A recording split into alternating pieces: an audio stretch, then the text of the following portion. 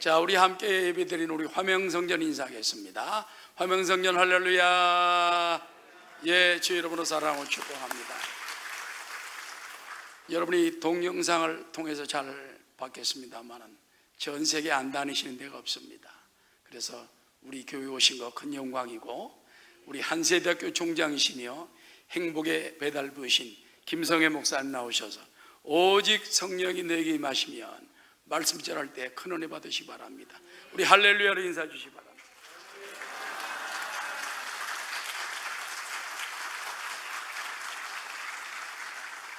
할렐루야, 할렐루야.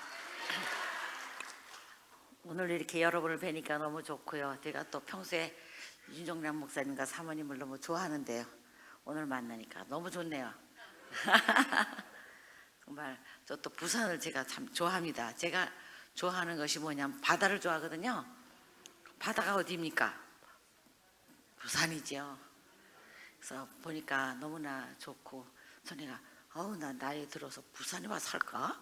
그런 생각도 해봤습니다. 너무 공기도 깨끗하고, 서울은 미세먼지 때문에 하다는데 뭐 미세먼지도 없고 정말 너무 환경도 너무 좋은 것 같고요. 서울 못 자는 것 같아요. 네, 할렐루야. 여러분 축복받았어요. 왜냐? 부산에 살지만은 특별히 부산 금정교회에 성도님 되고 구원받고, 또 이렇게 윤 목사님 같은 훌륭하신 목사님도 또 모시고 있으니 여러분 축복입니다. 아멘. 감사합니다.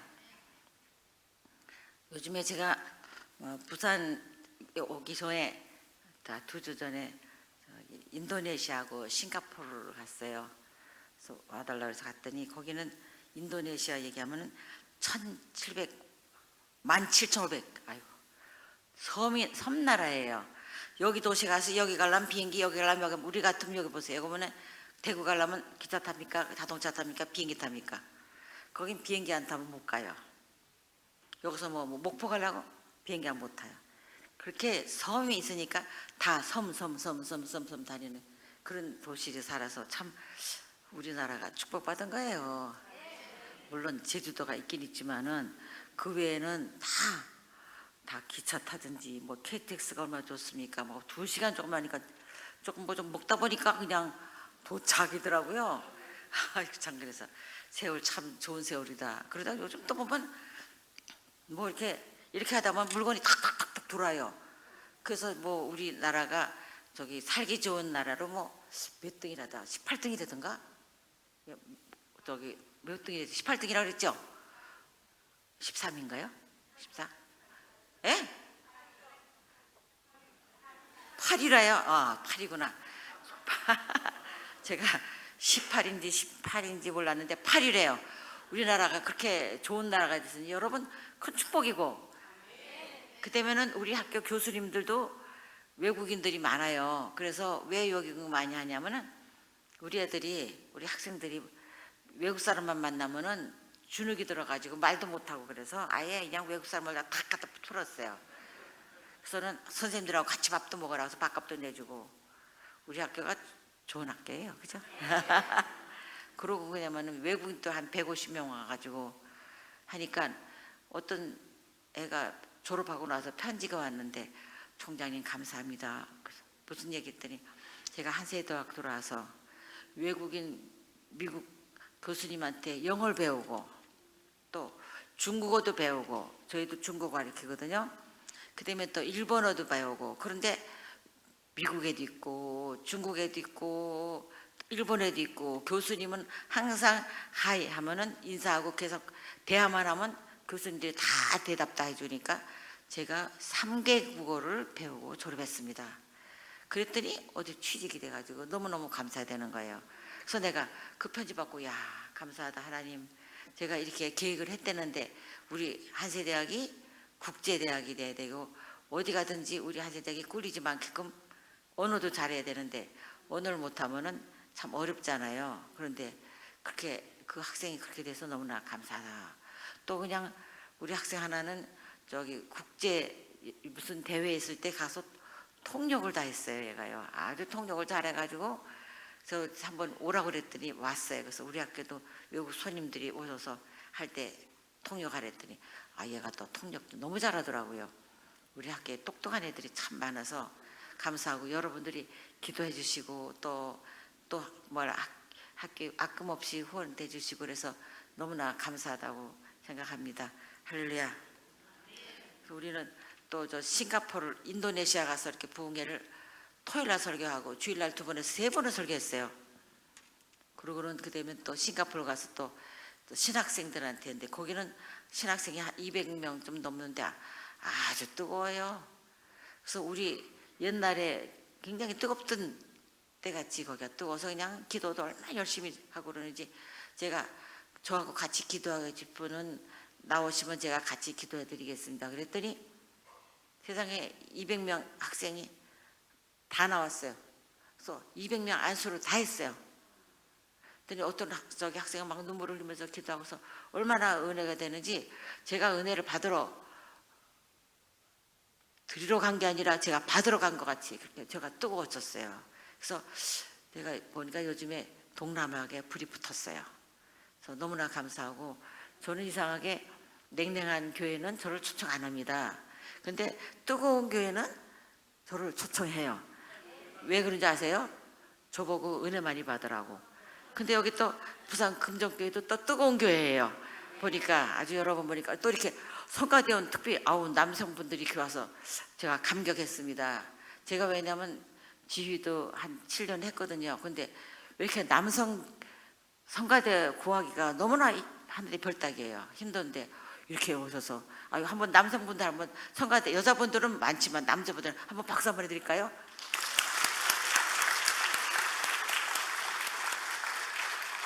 아주 여러분들 든든하시겠습니다. 그죠? 네, 저도 보니까 굉장히 든든해요. 그래서는 그렇게 뜨겁게 기도하고 보니까 너무나 감사하고 하나님께서 역사해 줘서 그 한국에 있던 부흥이 그곳에도 부흥이 불길이 일어난 걸 볼 때 너무나 감사하다고 저는 생각합니다. 우리가 보면은 항상 우리가 순간순간 참 어려울 때가 많아요. 어떤 사람은 조영기 목사님 천국에서 사는 거지요? 천국입니까? 아닙니다. 지금도 근심 걱정이 있어요. 제가 말을 못해요. 말하면은 왜 설교 시간에 하면서 자기가 이것 때문에 속상하고 저것 때문에 속상하다고 얘기하면 안 되잖아요. 어쨌든 저도 고난이 있고 힘든 것도 있고 그래요. 어떨 땐 잠도 못 잘 때도 있고 막 근데 어떻게 해야 될까 막 그런 걱정도 되고 막 그런데 그때마다 뭐 해요? 기도해야 돼요. 기도하고는 하나님 맡아 주십시오. 어떻게 됩니까? 지혜 청명을 주십시오. 저는 총장이라고 해도 저는 총장이 아닙니다. 하나님은 총장이고 저는 저기 하나님의 밑에서 일하는 그릇이에요. 그릇. 나무 막대기예요. 이스라엘에서 마라에서 물이 쓸 때 모세가 꺾어가지고 던지니까 뭐가 됐습니까? 단물이 됐잖아요. 그것처럼 저를 막대기로 사용해 주셔서 어려운 이 환경에서 하나님이 주시는 막대기 가지고 그냥 팍 던지면은 단물이 나오는 그런 막대기로 사용해 주세요. 제가 그렇게 기도합니다. 여러분도 어려울 땐 기도를 하세요. 기도하고 하나님 저를 막대기로 해서 그냥 탁 던지면은 그 쓴 물이 단물 되게끔 그렇게 사용해 달라고 여러분 기도하시면 하나님이 응답을 주실 거로 믿습니다. 우리가 성령이 임하시면 어떻게 되느냐? 제가 여러 번에도 말씀드렸지만 제가 15살 때 성령 세례를 받았어요. 막 불이 막 오고 말이야. 막 그래서는 그러면은 방언이 터지고 막 그때는 우리 어머니하고 조용기 학생회장하고 신학교 공부할 때인데 철야기도 하다가 금요일날 철야기도 하는데 갔다가 제가 그 순복음 신학교지요. 신학교 그 예배 시간에 금요일 차례 때 그때 성령세를 받았어요. 그 다음부터는 성령세를 받고 나니까 그러면은 굉장히 담대해지는데 그 대신 계속 또 저한테 시험이 오는 거예요. 마귀의 시험이 와요. 그러면 사탄아 물러가라. 기도를 그냥 사탄아 물러가는 기도를 참 그 당시에 많이 했어요. 그렇게 하나님께서 정말 역사하셔서 제가 대학교도 공부하게 해주시고 또 폐병도 걸려가지고 대학교도 못 다닐 뻔했어요. 근데 하나님께서 역사하셔서 폐병도 낫게 해줘서 그러니까 조용기 목사님 폐병이더니 아니 총장님 사모님도 폐병입니까? 그렇게 놀린 사람도 있었어요. 근데 진짜예요. 진짜. 그래서 아직도 이게 오른쪽에 난 왼쪽인 줄 알았더니 이번에 병원에 가서 보니까 오른쪽이래요. 착각해가지고 아직도 흔적이 있는 거예요. 그렇게 정말 아팠는데 약을 먹으면은 그 약이 독해서 위를 쓰려가지고 약을 못 먹어요. 그리고 의사 선생님 얘기가 고기 먹으라 했던데 고기 폐병 걸리면은 나이자들에서 파스 이걸 먹으려면은 고기 안 먹으면은 위 버려서 안 된대. 근데 생각해 보세요. 그때 천막교에서 무슨 고기가 있으며 무슨 밥도 제대로 못 먹어가지고 강냉이죽 먹고 살 텐데 무슨 일이 있습니까? 못 먹었죠. 그랬더니 약을 먹으니까 뭐 쓰려가지고 먹을 수가 없어서 그냥 다 집어치고는 하나님께서 고쳐주셔야지 약으로는 안 되겠습니다. 주님 믿습니다. 그럼 믿습니다. 그러고 병원도 안 갔어요. 언제 병원 간지 아세요? 대학교 졸업하고 나서 결혼해가지고 이렇게 되니까 이게 뭡니까? 그러니까 병원 가야 되잖아요. 그래서 갔더니 폐병이 옛날에 났던 흔적이 있습니다. 그때 가서 내가 그때 응답받고 난 거로 알지만은 그 병원에서 증거가 된 거예요. 그래서 지금도 그 표시가 있어요. 정말 하나님 은혜 너무 감사하죠. 그렇게 돼서 너무 할렐루야. 그러니까 우리가 보면은 하나님의 은혜를 받고 하나님 기적을 체험하면은 신앙이 더 뜨거워져요. 네. 우리 애들도 아프다가 기도하면 나면은 애들도 신앙이 좋아지고 또 이웃 사람들이 아프면 기도하면 또 나아지고 그러면 신앙이 좋아지고 저는 제자 하나가요. 남편이 지금 KBS 나가는 내 부인인데 걔는 아프면요 병원을 안 가고 우리 집에 와요. 기도해달라고. 그래서 야 병원에 가야지 아니야 했더니 아니에요. 총장님한테 기도받으면 나요. 그러면 진짜 가서 오면 기도해주면요 그럼 나서 가요. 그래서 참 믿음이 저보다 더 좋아요. 사실은 제자가. 그리고 뭐 어디 다쳤다 뭐 위가 아프다 어디 아프면요 병원 가지 않을 생각하고 와서 기도받더라고요. 근데 그 신앙이 그렇게 믿음으로 나면은 신앙이 참 좋아지는 거예요. 그래서 우리가 아프면은 물론 병원에 가서 치료도 받지만은 우리가 약도 고치고 뭐 주사도 고치고 수술도 하지만은 우리가 기도할 거 뭔지 아세요?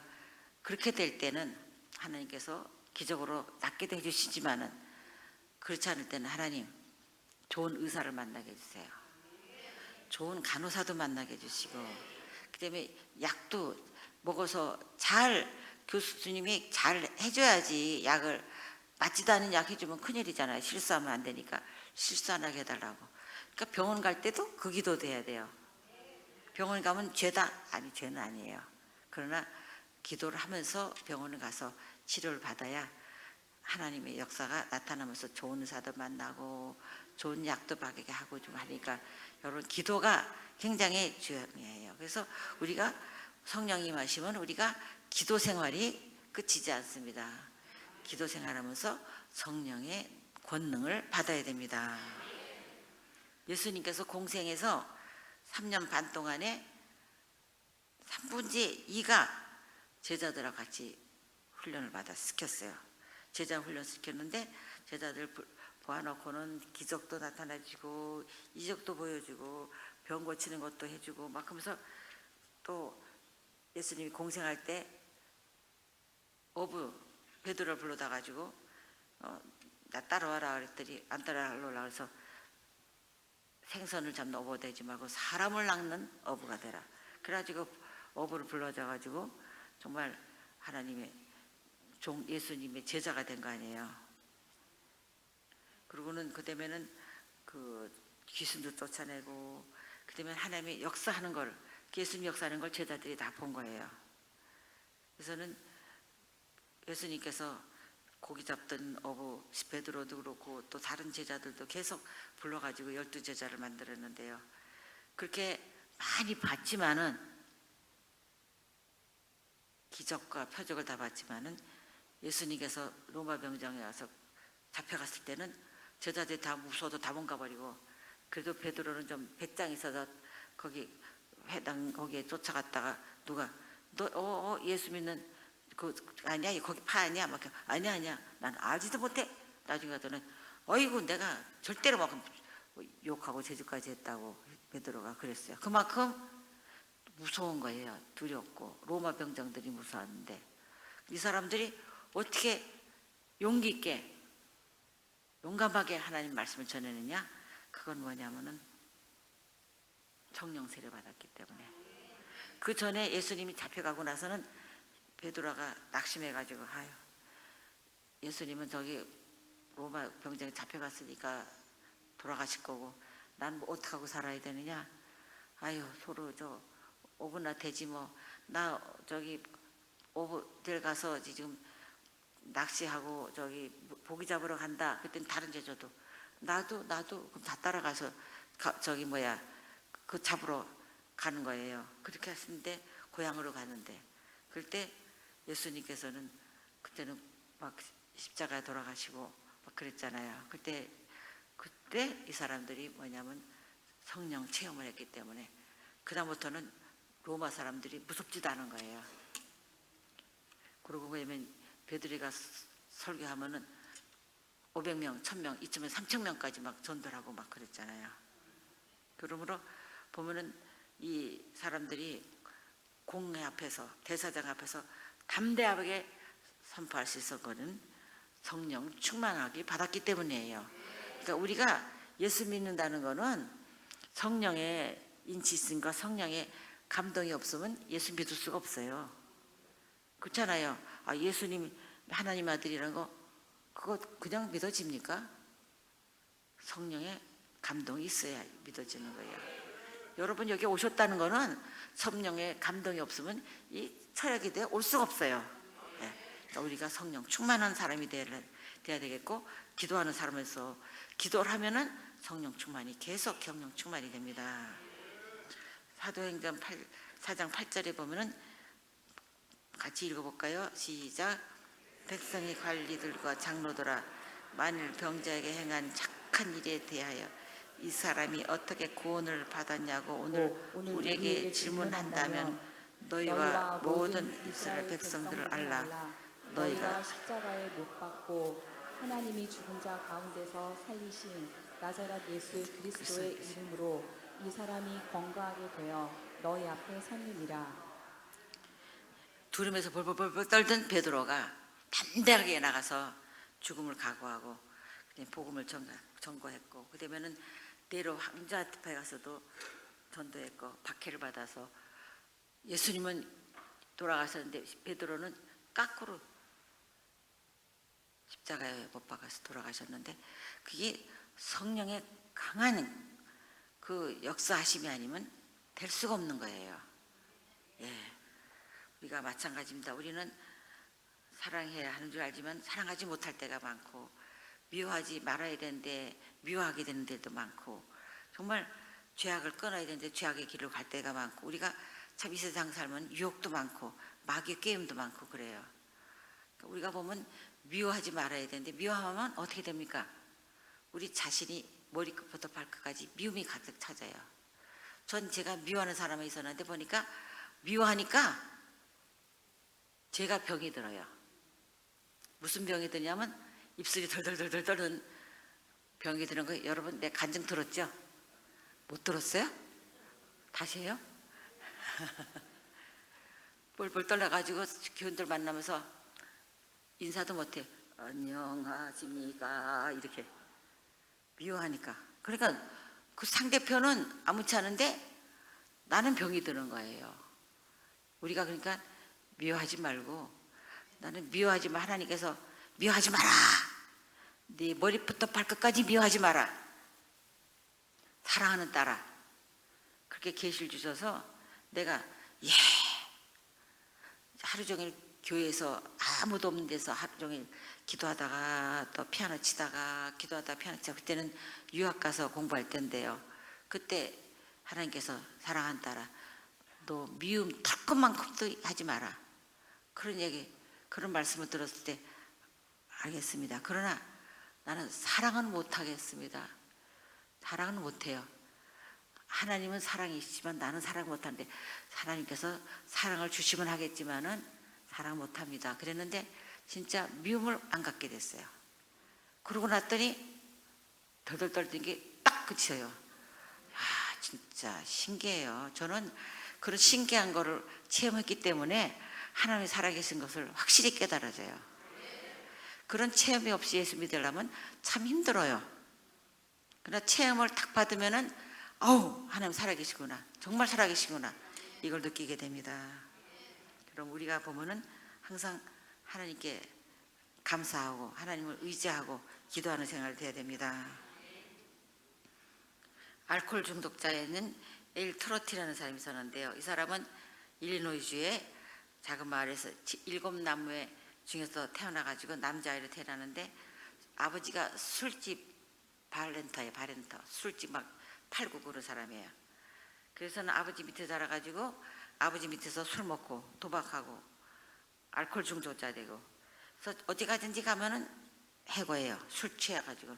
그러니까 알코올 중독자니까. 그래가지고 결혼했어요. 애가 태어났는데도 그냥 알코올 중독이에요.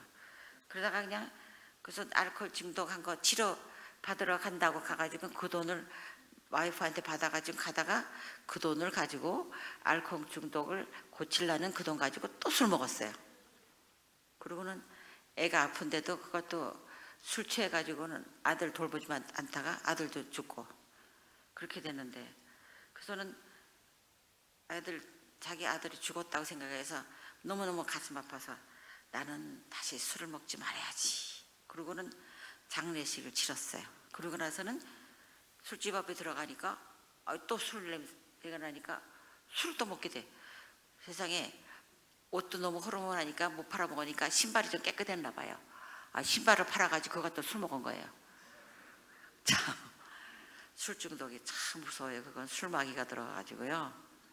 그래가지고 아유 안 되겠다, 저기 죽어야지, 내가 이게 인생이 뭐냐 그래가지고 그러면 호숫가에 가서 죽으려고 이제 빠지려고 그러는데 어떤 사람이 이 사람 반응하고는 막 억지로 끌고 가서 어디 가자고 막 끌고 가니 끌려가서 보니까 어느 선교회를 들어갔어요.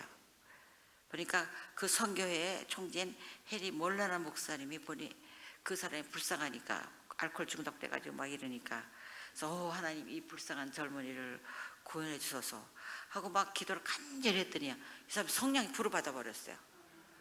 그 다음부터는 그 지나간 거를 다 회개하고 눈물 흘리면서 하나님께 기도하고 그러더니 술과의 전쟁에서 이기고 그 되면은 그 다음부터 완전히 새 사람이 돼가지고 이 사람이 뭘 했느냐, 미시간주에 있어서 노숙자 선교회에 책임자로 임명받아가지고 그 되면은 술 중독된 사람, 마약 중독된 사람, 이런 사람들을 다 돌보는데 40년 동안 66개의 노숙자 선교회를 조직하고 자기처럼 그렇게 자살하려고 그러고 삶의 목적도 안 해주고 또 알코올 중독자들을 그렇게 인도하는 위대한 주의 종이 된 것은 무엇입니까? 성령의 역사였습니다. 성령의 역사 아니고는 그 사람이 그냥 호숫가에서 빠져 죽을 사람이었어요. 근데 하나님께서 자비를 베풀어서 그 사람을 살려주시고 그 다음에 이렇게 훌륭한 위대한 일을 하게 만들 때 너무나 정말 참 감사하다 생각합니다. 그러므로 우리가 보면은 스가랴서 4장 6절 읽어볼까요? 시작. 만군의 야훼께서 말씀하시되 이는 힘으로 되지 아니하며 능력으로 되지 아니하고 오직 나의 영으로 되느니라. 아멘. 우리는 사람이 힘으로 하는 것도 아니고 능력것도 아닌 것이 아니라 성령의 역사로서 성령의 권능이 일어나면은 이런 위대한 역사가 나타나는 것을 우리가 알 수 있어요. 미국의 종교 철학자 엘튼 블러드라스라는 사람이 이렇게 말했어요. 아주 강한 불길은 아무리 질 낮은 연료라도 활활 태워버린다. 성령의 역사하면 형편없는 그런 연료라도 태워버릴 수 있다는 거예요. 아무리 연약한 사람이라도 성령의 충만함을 받으면 능력을 받는다는 겁니다. 그럼 우리가 성령 충만 받아서 성령님의 능력을 받기를 바랍니다. 우리가 성령에 임하시면은 우리가 성령의 권능을 받습니다. 그러면 우리가 두 번째는 고난 중에서도 기뻐하고 감사합니다. 우리가 정말 기뻐한다는 것은 쉽잖아요. 좋은 일이 있을 때는 기뻐할 수 있지만은 어려울 때는 기뻐하지 못하고 감사하지 못합니다. 그러나 성령 안에 있으면은 기쁩니다. 제가 고등학교 때 먹고 살 수도 없을 정도로 정말 생활이 어려웠을 때 성령 세례 받고 나니까 그런 게 하나 고통스럽지가 않더라고요. 그리고 어디 가정교사 가려면 어머니 나 가정교사 가요. 그러면 집에 오면은 10시 11시 돼요.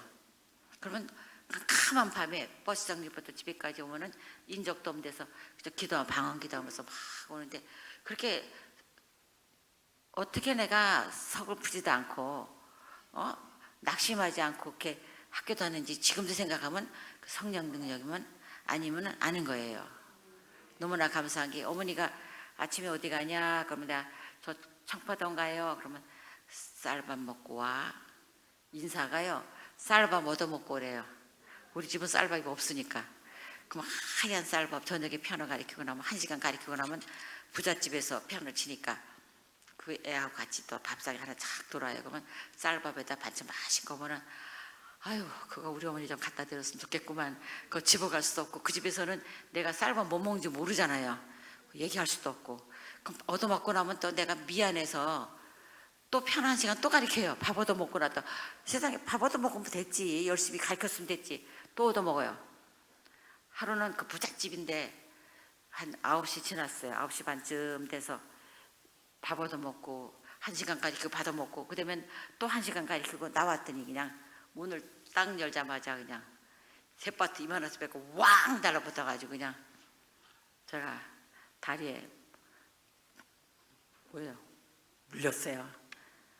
그래가지고는 병원에 가서 그 광경병 주사 맞는다고 그런데 아직도 종아리에 그 물렸던 자국이 아직도 있어요. 그래서 최근에 못 봤다고 보니까 하얀 게 뚫렸던 자리가 그게 이제 기름으로 채워지고 살로 채워져서 그런 거 보니까 참 그때 그런데도 슬프지도 않고 낙심하지도 않고 그때 내가 어떻게 살 수 있었나.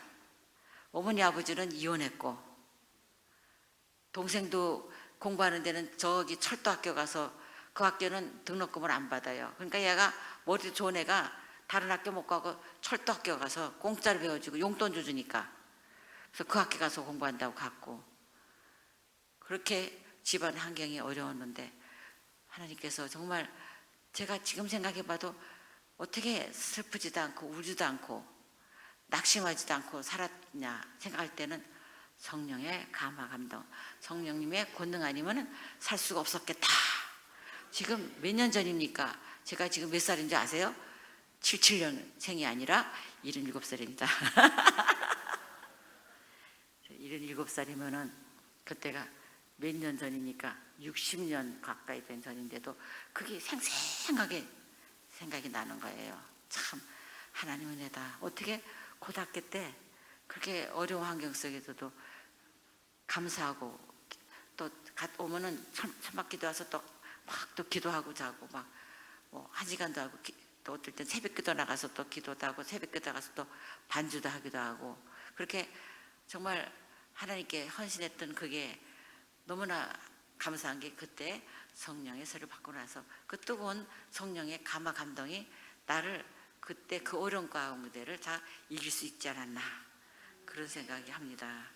그러므로 우리는 어려운 때 성령 세례 충만히 갖고 왔고 성령 세례 안에서 있으면 성령이 충만함 받으면 중간에 고난이라든가 고통이라든가 물론 있겠지요. 그렇지만은 기도하면 그것이 다 하나님께서 해결해 주시는 걸 우리가 알아야 됩니다. 바울과 신라가 기도처에 가고 있는데 한 점친 여자가 따라와가지고 막 놀리는 거예요. 그래가지고 바울이 어떻게 했어요? 귀신 쫓아졌잖아요. 그때 귀신 나가버렸어요. 그러니까 점치는 귀신이 나가버리니까 그 주인이 그 저기 하인에 점쳐서 돈 벌어먹대는데 못하니까 아유 사울을 감옥 써넣어버렸잖아요. 사울과 고발당해가지고 가서 매 맞고 정말 감옥서에 감켰는데 그때 그는 기도하기를 하나님께 찬송했어요. 기도하면서 사도행전 16장 24절 25절 볼까요? 그들은 깊은 감옥에 깊은 옥에 갇혀서 거두고 그 그 발로 발을 착고에 든든히 채웠더니 한밤중에 바울과 신라가 기도하고 하나님을 찬송하며 죄수들이 듣더라. 바울과 신라가 찬송을 부를 환경이 아니에요. 얻어 터지고 맞고 발까지 잡고 채워주고 근데 하나님께 찬송을 하니까 죄수들이 사실은 시끄럽다 무슨 찬송을 불러 그냥 하면서 죄수들이요 저 보니까 나중에 온 죄수들은요 선배 죄수들이 그렇게 못되군데요 막 청소도 해라 화장실도 네가 해라 그리고 그냥 제일 나쁜 자리에서 문턱에서 자라 그러고 그렇게 죄수들을 하는데 이 사람이 둘이가 찬송을 부르는데도 죄수들이 듣더라. 그건 뭐냐? 은혜 받는다는 얘기 아니에요. 보면은 예수님을 만나게 된 것은 다메섹에서 정말 잡아 죽이려고 가다가 사울아 사울아 부른 바람에 주여 어디 계시나이까 나는 너를 박해하는 예수라. 그래서 정말 회개하고 나온 거 아니에요. 그래서 사울의 회개라는 게 굉장히 그 많은 지식과 그 많은 그 지위와 그 당시에 그 많은 좀 환경이 좋은 사람이 아니었는데 예수님 죽이러 가려다가 예수님 믿는 사람 죽이러 가다가 회개하고 본인이 다 이제 예수 믿고 전도하는 사람 된 거는 참 사울의 그 회개는 대단한 거예요. 그러고는 그다음에는 고난 속에서 바울은 감사하는 삶을 갖고 그다음에 성령님과 함께 늘 동행하는 사람이 됐다고 하는 겁니다. 되었습니다. 되었다는 게 아니라 되었습니다. 할렐루야. 우리가 보면은 하나님께서 역사하시는데요. 그래서 사도행전 20장에서 읽어볼까? 22절에 시작. 보라, 이제 나는 성령에 매여 예루살렘으로 가는데 거기서 무슨 일을 당할는지 알지 못하노라. 오직 성령이 각 성에서 내게 증언하여 결박과 환난이 나를 기다린다 하시나 내가 달려갈 길과 주 예수께 받은 사명 곧 하나님의 은혜의 복음을 증언하는 일을 마치려 하면은 나의 생명조차 조금도 귀한 것으로 여기지 아니하노라. 아멘.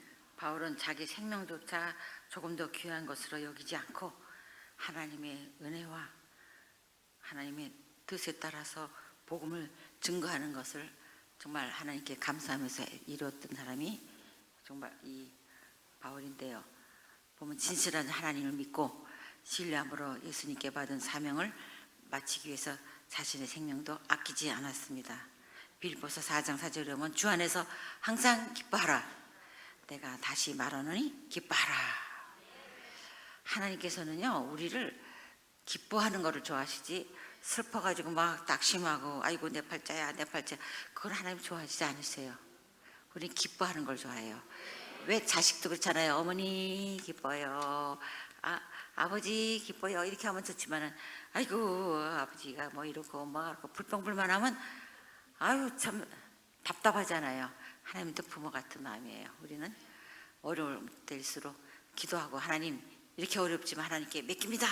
주님 맡아 주십시오.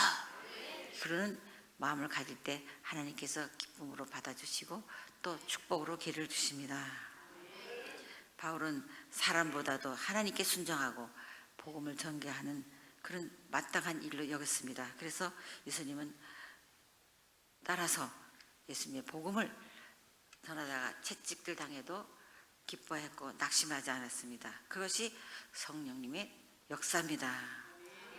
우리가 환경적이거나 환경이 나쁘거나 정말 어려운 환경이 있을지라도 우리는 하나님 믿고 나간다면 하나님께서 위로를 주시고 기쁨을 주실 줄 믿습니다.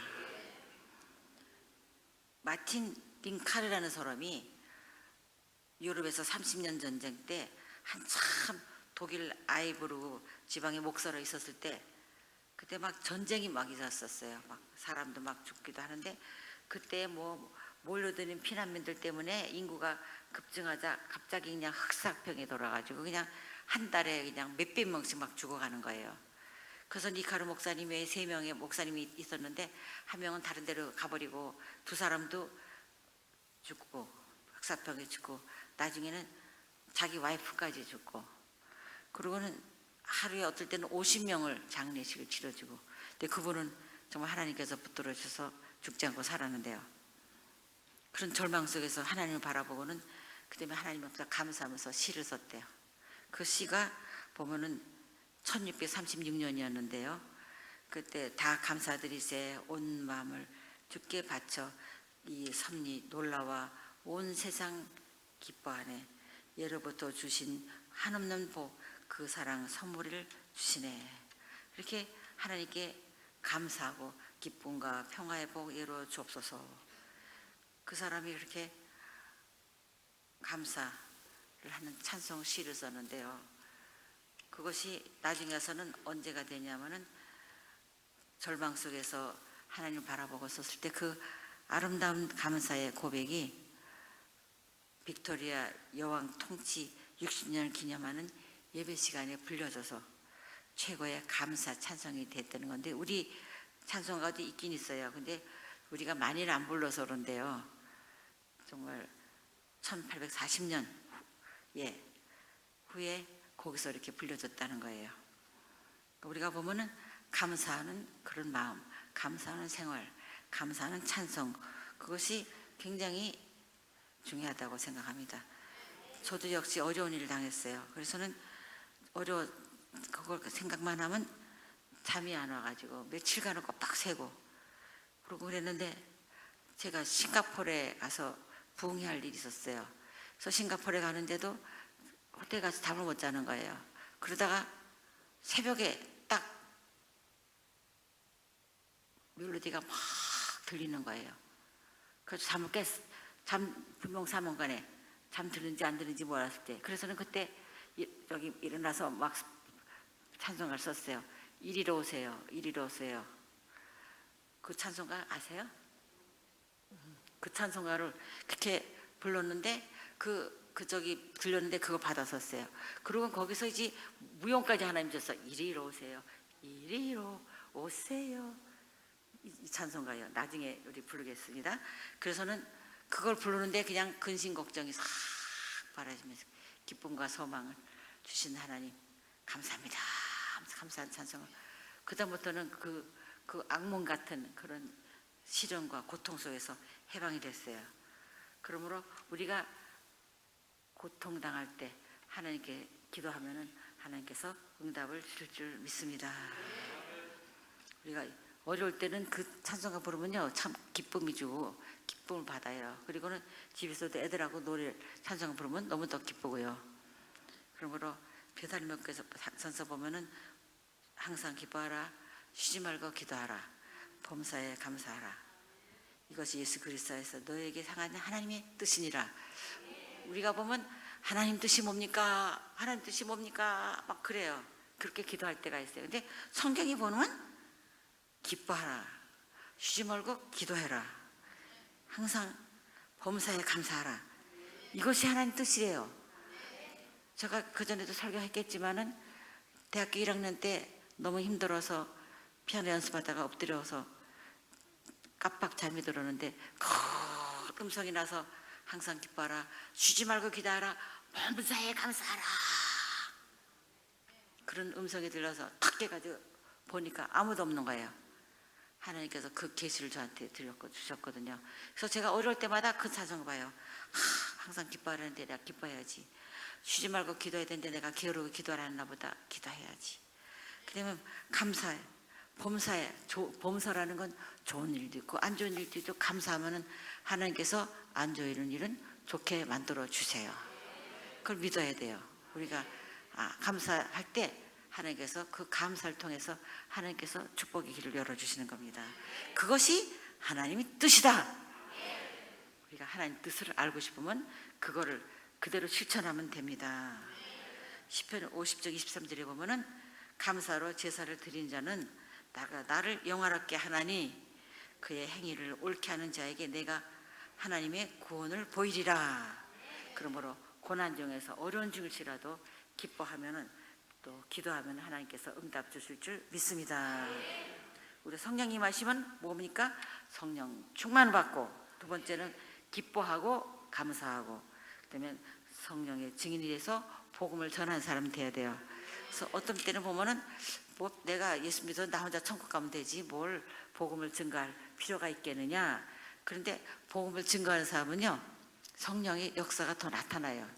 더 기뻐지고 성령 충만하게 되고, 안 하면 또 짜르르 또 깔아앉게 되고요. 그렇기 때문에 우리가 전도하려고 마음먹으면 전도하면은 그러면은 자기가 성령 충만 더 받게 돼요. 그러니까 여러분 뭐 별거 아닌 것 같아도 옆에서 보면은 뭐라고 하면 칭찬하면은 아유 당신 아들 어쩜 이렇게 똑똑해요? 그럼 뭐라고 그래요? 아, 예, 우리 아들이요 머리가 되게 좋고요, 아주 그냥 아이크가 좋고요, 막 이래야 됩니까? 어떻게 해야 돼요? 아, 하나님께서 우리 아들을 이렇게 하나님께 돌봐주셔서 그렇게 좋은 학교도 들어갔고요, 우리 딸요 예쁘다, 아우 우리 딸 하나님께서 걔가 얼마나 신앙이 좋은지요. 그랬더니 얼굴이 피부지도 하고 이뻐지고 말이야. 뭐라고 해야 돼요? 그렇게 칭찬받으면 하나님께 영광 돌려야 돼요. 하나님을 어떻게 해야 돼요? 자랑해야 돼요. 자랑이 뭡니까? 하나님의 은혜 받은 거를 자랑하는 것이 그게 전도예요. 사실은 또 예수 믿어서 지옥가 뭐 이게 아니라 하나님이 주신 은혜를 자랑하면은 저 사람은 예수 믿더니 저렇게 잘 됐네, 예수 믿으니까 저렇게 건강해지고 좋았네, 집안도 저렇게 화목하고 좋네, 뭐 자꾸만 보면은 예수 믿는 사람이 있으니까 너무 좋구나. 어느 나라는요 옛날에 로마 시대에 굉장히 부패했어요.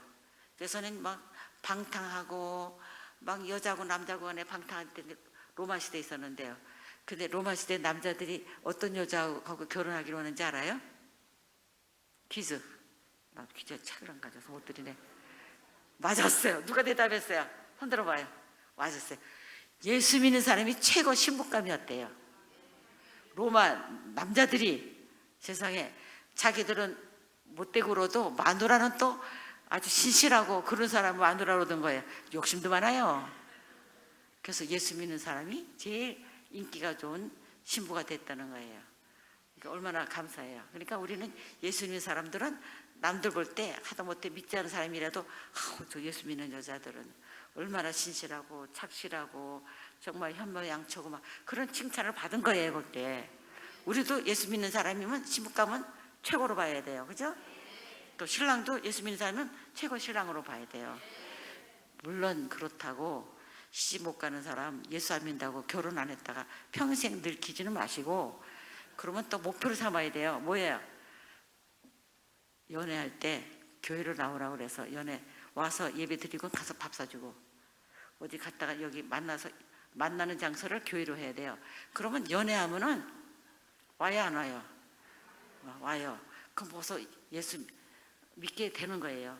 기도하고 그다음에 온 집안 식구가 다 기도하면은 예수 믿게 돼요. 우리 교회 장로님이요 거의가 다요 저기 결혼하기 전에요 다 예수 안 믿었어요. 아세요? 남자분들은 결혼하기 전부터 착실한 크리스찬들이었죠? 아닌가요?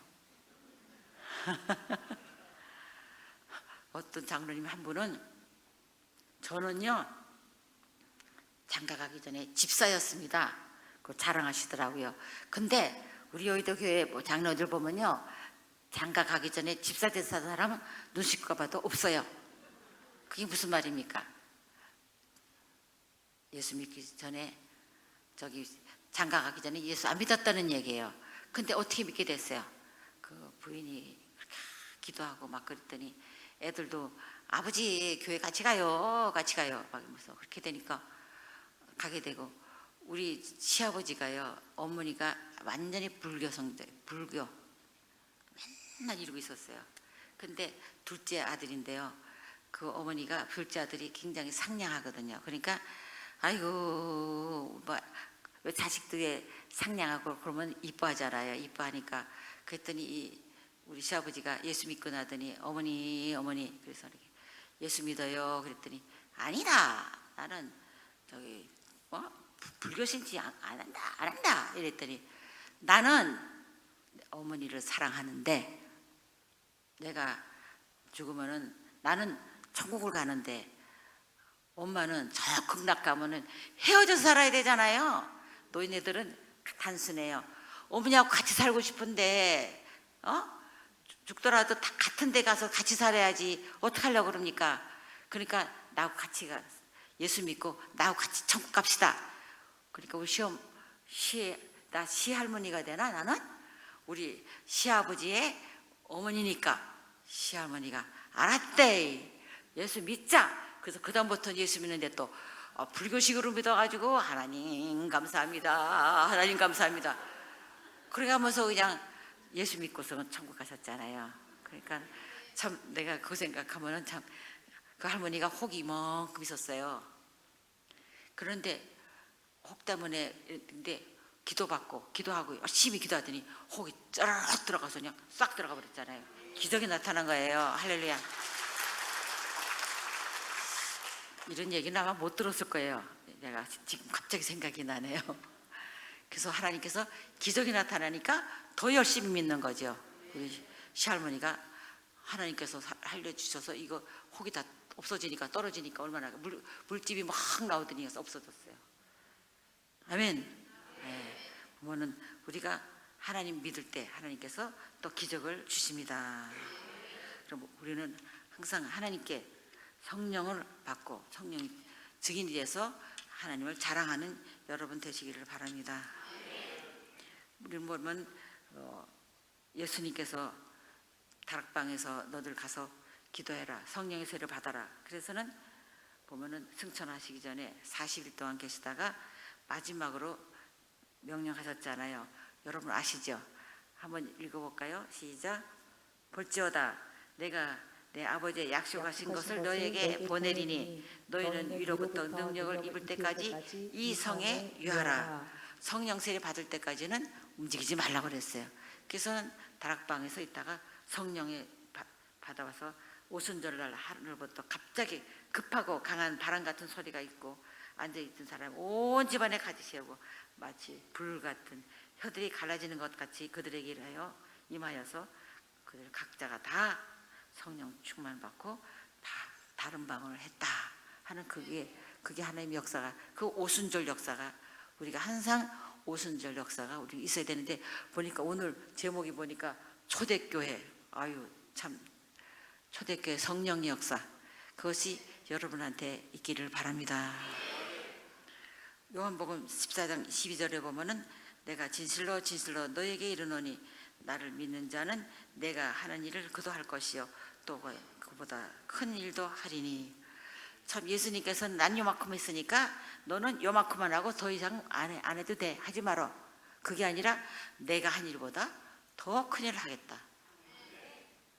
보면은 각 교회가, 우리 교회도 크지만 미국에 가 보면은 교인들이 막 뭐 몇만 명씩 모이고 막 그런 거 보면 하나님 역사인데, 예수님께서는 그렇게 몇만 명씩 한 게 아니라 지역 다니면서 전도하고 말씀을 전했지만 요즘은 예수님 하시던 일보다 더 큰일 하나님께서 역사하게끔 만들어 주셨어요.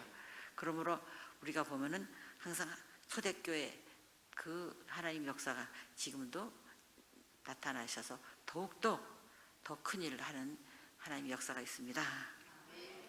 한국의 오순절 얘기 여러분 아세요? 1907년에 평양 장대현 교회에서 복음 증거가 일어나는데, 복음 집회가 열렸을 때 그때 뭐냐면은 길선주 목사님이 굉장히 훌륭한 목사님이잖아요. 장로가 됐다가 회개하면서 자신의 회개를 하는데, 저는 악한 같은 죄입니다. 제가 지은 것을 하나님 앞에 기도합니다. 죄를 졌으니 제가 축복받지 못합니다. 저는 1년 전에 내 친구 한 사람이 임종시 자기 집 오라 그러더니, 길장로 나는 이 세상 떠날 것 같은데 내 재산을 다 정리해줘. 그래서 내 아내한테 줘. 우리 와이프는, 아내는 셈을 못하거든, 산수가 약해. 그러니까 좀 줘. 그랬는데 이 길장로가 알겠다, 걱정하지 말고 내가 다 돌봐주겠다 그러고 재산을 얼마를 떼어가지고는 그 친구 와이프를 주고 자기도 얼마 떼어가지고 자기가 먹었잖아요. 근데 누가 알겠어요? 아무도 몰랐지. 그렇지만 성령의 감화 감동으로 너 죄 졌다. 왜 네 친구가 얘기한 그 돈 네가 떼먹었냐? 마누라 주려는데 떼먹었냐? 그때 회개가 난 거예요. 그래서 그 사람이 저 교회 나와가지고 자기 죄 진 거를 회개했어요. 얼마나 창피한 일이지만은 내가 회개합니다. 우리 친구 돈을 내가 죽을 임정할 때 말했던 그 돈을 내가 떼먹었습니다. 그래가지고 뭐 눈물 흘리면서 막 회개하더니 거기 있던 사람들이 다 회개하는데 자기들도 각자 죄가 있던 죄를 다 회개하더니 성령의 불이 나가지고는 이렇게 해서 그러면 그 불이 온 한국에 성령의 역사가 나타나는 거 아니에요. 그러니까 회개의 역사가 그것이 그냥 하는 것이 아니라 성령의 역사였어요. 성령의 감화 감동으로 정말 역사하셔서 정말 회개의 운동이 일어났다는 겁니다. 그러므로 그 사람에게 이제 내가 지금까지 벌어놨던 돈 다 그 미망한테 주겠습니다. 그러고 다 줬다는 거예요. 그렇게 해서 그 다음에는 이분이 그다음에 길손주 목사가 돼가지고는 하나님 말씀을 전한 사람이 됐어요. 보면 우리가 항상 그런 회개가 일어날 때 평양에 대부흥이 일어났던 것이 길손주 목사님의 회개였기 때문에 우리가 죄가 있으면 축복을 못 받아요. 그러니까 우리는 죄를 지면은 회개를 해야 돼요. 사람 앞에서 회개할 수도 있고 성도님 앞에 회개할 수 있지만 또 혼자 기도원 가서도 회개할 수도 있고 기도는 여러 가지입니다. 그러므로 회개를 확실히 회개를 하고 그래야 하나님의 축복을 받습니다. 우리가 보면은 막 화를 낼 때도 있고 거짓말할 때도 있고 저도요 거짓말을 한 때가 있었어요. 시장을 가서 우리 막내가 졸졸졸 따라오잖아요. 그러면은 물건 살려고 하면 아이 저기서는 저기 8,000원 달랬는데 10,000원입니까? 내가 이랬어요. 그랬더니 막내가 졸졸 따라오더니 엄마 저 집에는 9,000원이라는데 아 그래가지고요 제가요 아들 앞에서 망신을 톡톡이 당했어요.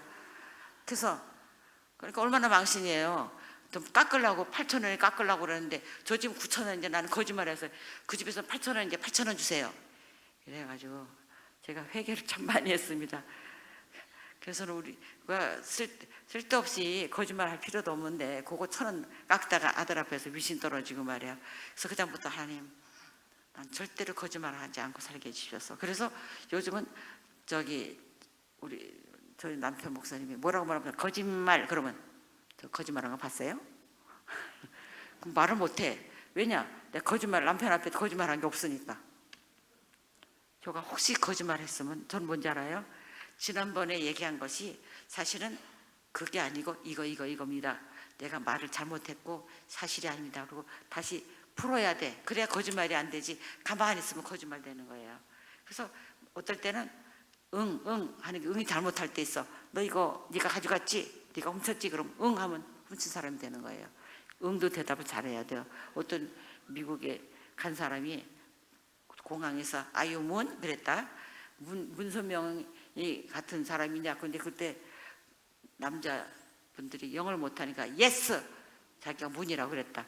그래가지고 잡혀가지고 혼났다는 거 아닙니까?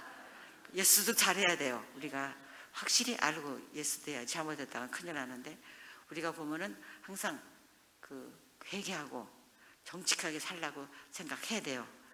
정직하게 살아야지. 그래야지 하나님의 성령의 역사가 나타나고 권능이 나타납니다. 네, 우리가 갈라디아서 5장 22절에 보면 오직 성령의 열매는 사랑과 희박과 화평과 오래 참음과 자비와 양성과 충성과 온유와 절제니 이 같은 것은 금지할 법이 없느니라. 그러니까 우리가 성령의 열매를 보고 그 열매에 따라서 우리 성령의 증인이 되고 하나님을 자랑하는 우리가 되시기를 바랍니다. 할렐루야.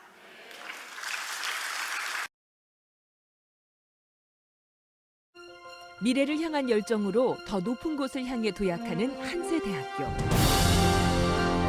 작은 정성과 후원이 한세대학교 학생들의 꿈을 키워줄 수 있습니다. 한세대학교는 기독교 신앙과 학문을 겸비한 전인 교육을 목적으로 1953년 설립되었습니다.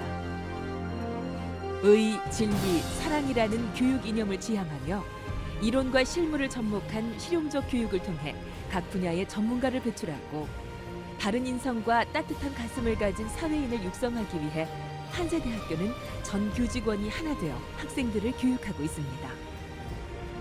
한세대학교는 뉴 드림, 뉴 한세란 슬로건 아래 한세의 인재들이 세계 속에서 당당히 우뚝 서도록 2020년까지 중장기 마스터 플랜을 추진하고 있습니다.